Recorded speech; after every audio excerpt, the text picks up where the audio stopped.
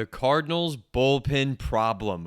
It feels like it needs its own episode, so that's what we're doing here. I'll cover the next couple of games in the next episode for you guys, but the bullpen, it's everywhere on X right now.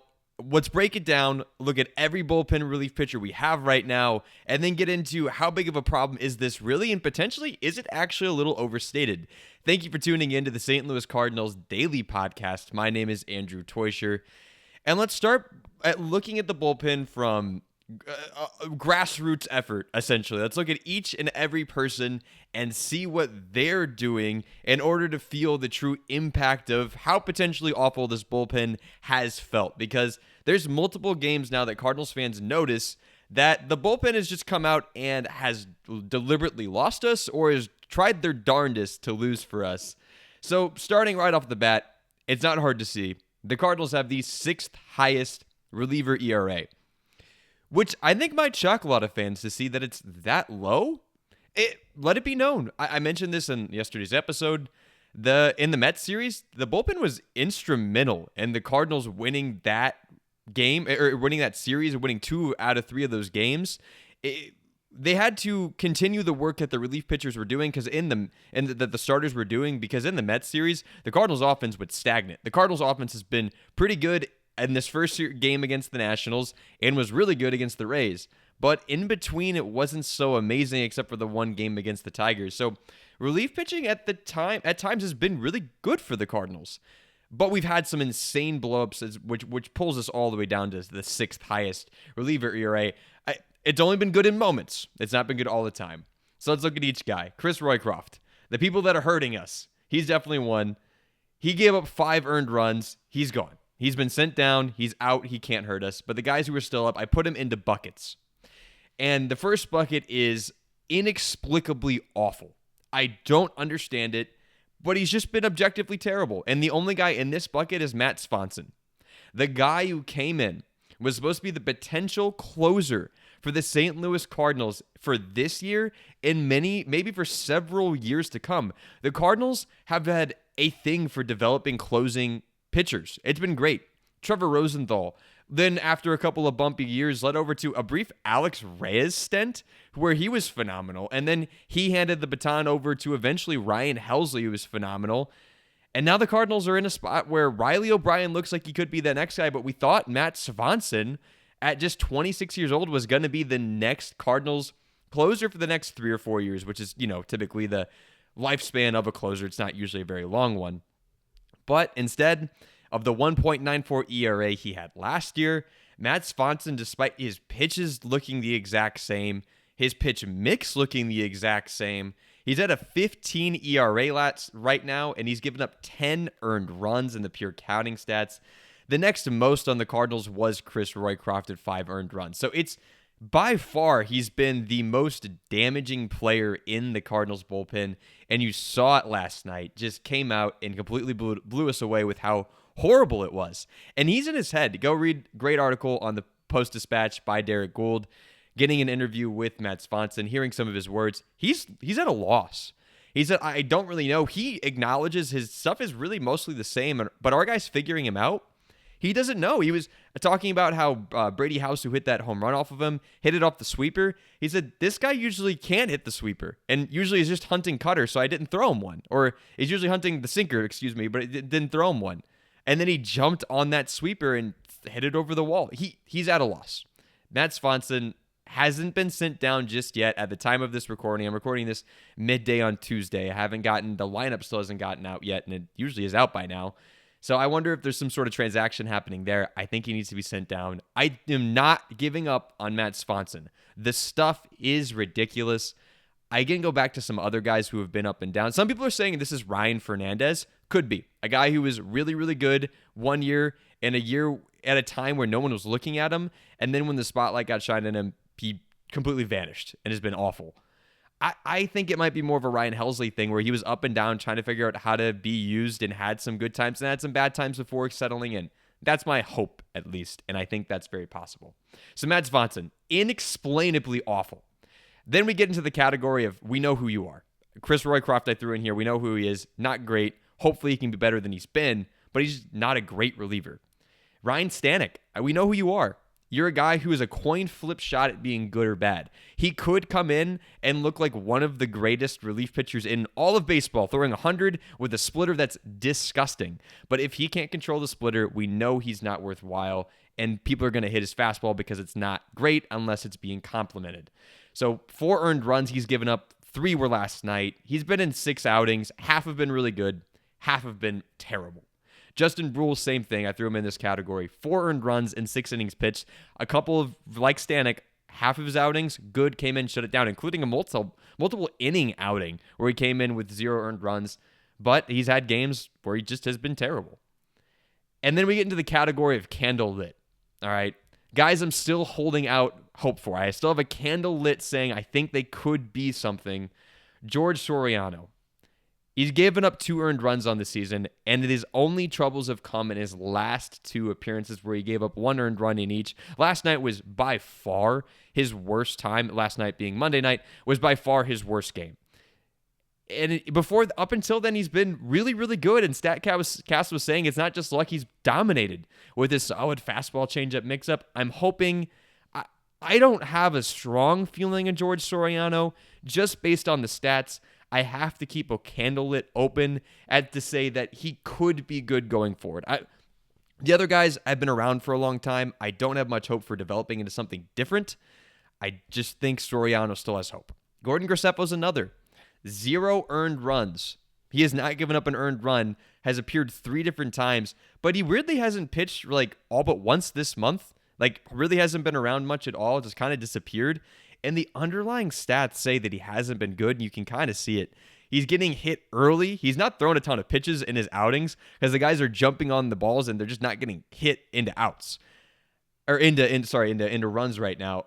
So I don't know what to do with Gordon Graceffo, but the stats say he's been good, and so I'm lighting a candle saying my eyeballs and the underlying stats are wrong, and he hasn't had much work. It's a small sample size. He's got good stuff.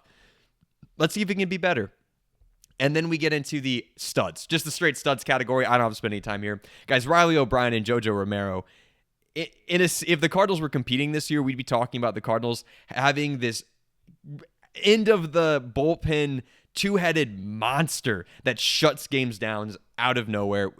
We should be talking way more about how great they are. Instead, they're lumped into this bad bullpen discussion. And I want to talk about where I think a lot of this stems from. The fact that we can't talk about how great Riley O'Brien and JoJo Romero are, and they're getting overworked, and JoJo Romero didn't look his best last night, is because it all starts with the starting pitching. The starters are just not going deep enough into the games, and I won't go too long on this because I talked yesterday about it. But through 10 games, the Cardinal starters have gone 6 innings pitched twice. Michael McGreevy's first start and Matthew Liberatore's most recent start. Part of that is intentional, okay? Ali Marmol has come out and said that he wants the starters to have lower workloads early in the season so it'll be better later on. That's great, but that's leading to this issue. Also, there's been multiple times like last night where the guys are throwing high 80s, low 90s pitches right now. We're kind of out of the era where guys are throwing 100, 110 pitches. So Kyle Leahy's last start and Andre Palante's last start, that's not just out of design. He honestly let them go further than I thought he would based on pitch count. So the starters just aren't going deep enough. You can see them laboring in each game. It really comes down to the Cardinals starting pitchers don't have good enough stuff to get you out early in the counts. They have to work you. They have to throw you a lot of pitches to catch you off guard and get you out. Michael McGreevy is just kind of exhibit A for this. He's pitching well, but he's got to throw you 4 pitches in order to go outside twice and then adjust your sight line to go inside or throw you off between the fastball and the cutter and the... Like, it's not efficient because their stuff isn't good enough to just attack you. So that's why I think they're going long. It's just they're not great pitchers. They're 3-4-5s. It's who they are.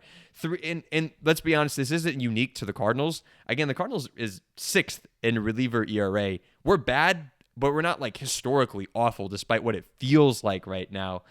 And this is normal. If your starters aren't good, your bullpen's not going to be great and your team's not going to be great. I went through and I looked. 3 teams that rank in the bottom half of the league, so the bottom 15 of the league in starters inning pitched, have a winning record. So if your starters are going a below average distance in games, you don't have a winning record unless you're the Yankees, Brewers, or Pirates, who have all been exceptions and all have excellent bullpens. Like, they're just the guys in there are better, not just performing better. Straight up, we all would have said those are good bullpens heading into the season. So unless you're one of those guys, if your starters aren't going far enough, your bullpen's getting hurt by it and your team's bad. That looks like the Cardinals. Out of the teams who rank in the top 15 in bullpen innings pitched, 9 of them have below average bullpen ERA. So if your bullpen's pitching a lot, your bullpen has a high ERA. You just have to pitch. You need 8 guys in a bullpen. Nobody's bullpen has 8 good guys. If you're pitching a lot of innings out of the bullpen, guys who you don't want to pitch, Justin Brule, Ryan Stanek, Chris Roycroft earlier in the season, Matt Swanson, the guys you don't want to pitch a ton, they have to pitch because you have to get innings out of somebody. So it makes sense. It's not unique to the Cardinals. And I think the starters are part of the issue. Hopefully that gets fixed later. And lastly, the Cardinals' bullpen situation just might be overstated in general. Let's look at the Cardinals' loss. We've lost 5 games. We're 5-5 now as of the time of this recording. How many games has the bullpen lost the Cardinals? Let's look at the first loss. We lose 11-6 versus Tampa Bay. Dustin May give up 6 earned runs. We were out of that game before it started. Loss number 2, we lose 4-2 to the Mets. Leahy was tagged for all 4 runs. He was on the mound for 3 of them. You can't blame the bullpen at all for that one. Third loss, lost 4-0 to the Tigers. We didn't score any runs. I could leave it there. And the bullpen only gave up 1 earned run. Loss number 4, 6-11 to the Tigers. May gives up 7 earned runs. I could just say Dustin May started that game. You guys would know what I'm talking about. Loss number 5, we lose 6-9 to the Nationals. 100% on the bullpen.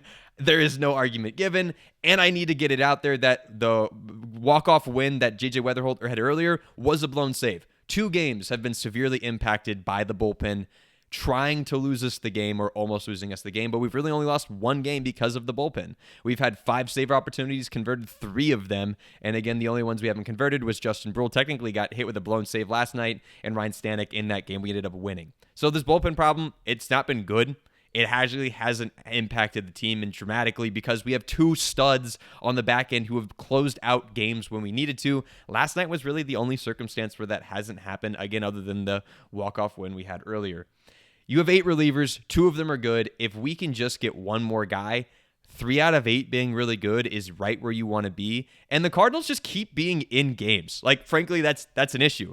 Our starters, it's not an issue, but it's an issue. It's why the bullpen looks so bad. We're in games constantly. We constantly want to throw Romero and O'Brien because we're not really losing by a ton. And then the guys who we don't want to pitch don't pitch. I think it can get better. I'm hoping it can get better, but we should be frustrated by this. I'm not trying to gaslight that out of it. It's been not good. 6th highest reliever bullpen ERA. Last thing I want to do here is a new segment I want to get onto, which is commenting on comments. Look in the comment section. I always type on them, but I want to bring them up here. And I want to highlight Al Freeman 728, who's always in the comment section. I appreciate it. He said something plain and simple: trade Pedro Pages and Pozo. And I'm with you, Al. I think it might be time to move on from both those guys. I don't think that they are the reason that the Cardinals are losing ball games exceptionally. I think the team overall just isn't ready to be an exceptional team. But yeah, Crooks guy still has a 1.438 OPS in the minors right now. Leo Bernal, the other great Cardinals top 100 prospect right now, has an 829 OPS right now, and he's being forced to learn first base because Crooks and Bernal, despite both being top 100 prospects, both play catcher and are having to split time so that Pedro Pages can miss ABS calls. It's just time to move on. I don't think we can trade either guy. I don't think anybody wants either guy enough to trade for them other than maybe some guy we might see in the back end of our bullpen 5 years from now. But I think it's time to move on. Figure out, get Crooks up, get Bernal up, figure out whose bat's good enough to learn another position. Because at the end of the day, either right now, Crooks and Herrera can come up and do this thing we're doing where Crooks catches half the games instead of Pages, and then Herrera catches half the games as he's going. But in the future, in a couple of years, we need to figure out who's moving positions. In order to figure out if we have to move Herrera off, we need to figure out if Herrera can catch, which we're getting right now, and if Crooks is worth moving Herrera off, if he's significantly better, and if maybe his bat's worth so good as it's been in the minors that it's worth figuring him out in the outfield or third base or something, So we need to get him up in order to figure it out. Pedro Pages is doing zilch, nothing for the team right now. He's just not a winning player. His defense has been slightly above average, but if this year's about the future, he's not doing much. If it's about the present, a 623 OPS and being a slightly above average catcher makes you not unique. Jimmy Crooks is better than you right now. I'm sorry. Pedro, we could be best friends, but I just got to stand out for the Cardinals. Thank you for tuning in to the St. Louis Cardinals Daily Podcast. Again, my name is Andrew Teuscher. Don't forget to subscribe and leave those comments below. I'll be bringing them up every single day now at this point. Don't forget to tell a loved one, Go Birds.